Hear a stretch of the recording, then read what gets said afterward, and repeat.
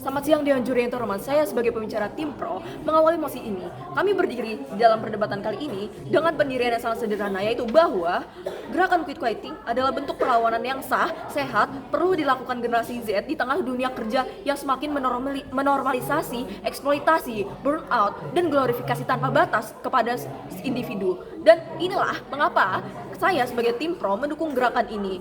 Masuk ke dalam poin setup kami, pengertian dari quit quitting itu sendiri. Saya rasa ini adalah ini adalah gerakan yang melambangkan pekerja ini bukan benar-benar berhenti kerja. Ini adalah gerakan di mana seorang pekerja tetap melakukan tugasnya sesuai kontrak kerja yang mereka sepakati antara dua pihak, antara pekerja itu sendiri ataupun pihak perusahaan. Tetapi maka dari itu tidak akan ada pekerja yang bekerja melebihi ekspektasi. Seperti misalnya tidak menjawab pesan di luar jam kerja ataupun mengambil tanggung jawab tambahan yang bahkan tidak memperoleh bayaran. Artinya ini bukanlah sebagai gerakan yang melambangkan kemalasan. Ini adalah bentuk pembatasan yang sehat. Di sisi pemerintah, saya rasa ini adalah respon yang wajar dan terukur terhadap sistem kerja yang tidak adil. Oleh karena itu saya punya dua tujuan utama dalam perdebatan kali ini. Ya, poin satu, ini adalah bentuk tindakan mengembalikan keseimbangan hidup pekerja generasi Z yang terkikis oleh ekspektasi dalam sistem kerja kemodernan yang tidak sehat. Lalu yang kedua, reformasi ini adalah bentuk yang akan berujung pada reformasi struktural dalam sistem ketenagakerjaan agar terciptanya sistem kerja yang manusiawi dan produktivitas jangka panjang. Lalu masuk ke dalam argumentasi saya akan membawakan dua poin argumentasi. Masuk ke dalam layer yang pertama, mengapa gerakan ini penting untuk menjaga mental dan fisik generasi Z? Saya rasa saat ini istilah burnout bukan lagi istilah yang hanya trendy di media sosial, tapi inilah realitas sehari-hari yang dihadapi di dunia kerja mereka. Generasi Z bekerja pada situasi yang tidak stabil, di mana besar gaji yang mereka terima tidak sebanding dengan beban kerja mereka yang beban kerja yang mereka terima, di mana gaji mereka itu stagnan, tetapi ekspektasi kerja kian melonjak.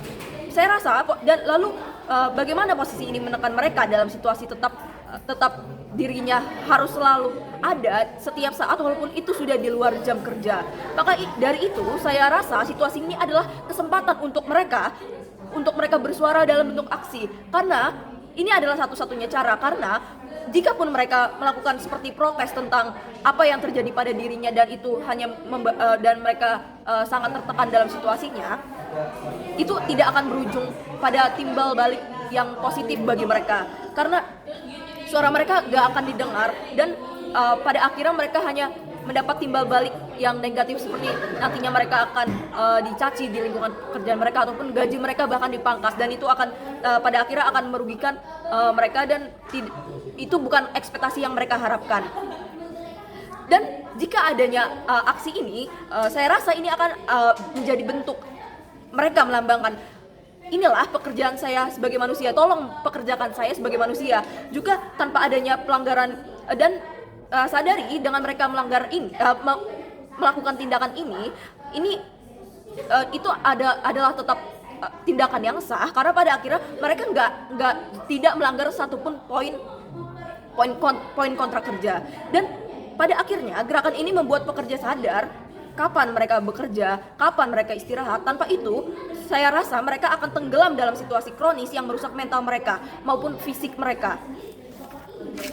Lalu masuk ke dalam poin argumentasi saya yang kedua. Ini adalah tindakan yang mendorong akuntabilitas dan efisiensi dalam dunia kerja. Jikapun tim oposisi akan mengekspektasikan ini akan menurunkan produktivitas, saya rasa itu tidak. Karena sadari bahwa tindakan mereka bukanlah arti dari penurunan produktivitas ataupun bentuk ketidakdisiplinan mereka. Jika banyak dari mereka begini prosesnya, jika banyak dari mereka melakukan pola yang sama, saya rasa ini adalah sebagai dorongan untuk HRD ataupun atasan seperti kepala bidang, sebagai dorongan untuk mereka menurunkan standar ekspektasi kerja pada pekerja mereka, di mana karyawan-karyawan muda dianggap lebih produktif oleh atasan yang berumur lebih tua misalnya. Lalu pada akhirnya mereka membebankan beban yang tidak seharusnya diterima karyawan muda hanya berdasarkan aspek subjektivitas di mana mereka mengekspektasikan bahwa pekerja yang umurnya lebih muda seperti umur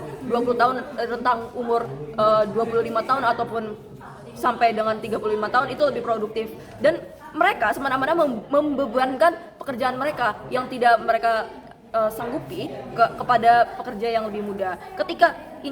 Ketika pekerja yang lebih muda menjalankan pola ini dan sadari pekerja yang berumur lebih muda adalah mereka jumlahnya cukup banyak. Ketika mereka menjalankan itu, mereka pekerja dengan umur tua akan kemudian lama kemudian mereka akan sadar bahwa mereka tidak bisa lagi membebankan pekerja muda ataupun menjadikan mereka sebagai batu loncatan, sebagai bentuk lepas tanggung jawab. Ketika itu berjalan, atasan-atasan akan sadar dari perubahan sikap mereka, dan pada akhirnya perusahaan akan mengevaluasi apakah beban kerja mereka sebanding dengan gaji ataupun uang yang mereka terima atas kompensasi jam kerja itu sebanding dengan beban yang mereka terima, dan apakah lingkungan yang selama ini sehat, apakah job desk yang tertulis itu jelas, dan apakah perusahaan menunjukkan angka kenaikan produktivitas dalam jika pekerja dengan umur tua terus-menerus membebankan pekerjaan mereka kepada pekerja yang lebih muda. Tapi perlu kita akui bahwa generasi Z tumbuh dalam ekosistem ekonomi yang tidak stabil dari resesi pandemi dan juga tingkat inflasi yang tinggi. Meski mereka masuk ke dalam dunia kerja dalam kondisi penuh tekanan, bukan mereka berarti harus tunduk.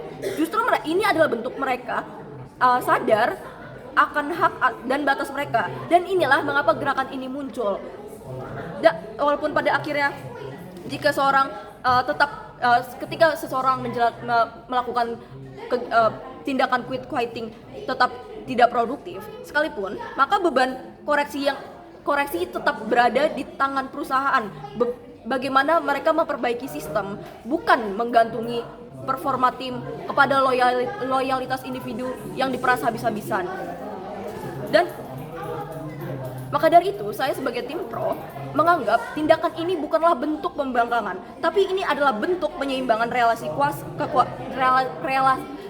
antara pihak kuasa, antara pekerja dan pemberi kerja. Terima kasih, bangga sebagai tim pro.